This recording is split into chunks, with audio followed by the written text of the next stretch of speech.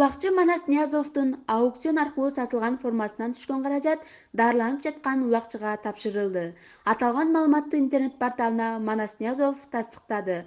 Анын айтымында аукциондун демилгечиси жана жеңүүчүсү менен биргеликте дарыланып жаткан Дастанжакеевдин абалын сурап ооруканага барып келишкен.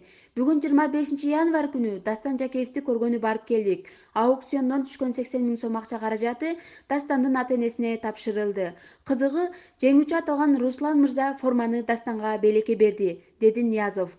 Белгилей кетсек, улакчы Манас Ниязовдун 2016-жылы 2-дүйнөлүк көчмөндөр оюндарында кийген формасы аукционго коюлуп, түшкөн каражат чүйдүн көк бөрү боюнча чемпиондугунда аттан катуу жаракат алган улакчы Дастанжакеевге берилери маалым болгон. Аукционду 80 000 сом акча сунуштап, Руслан аттуу мырза жеңип алган.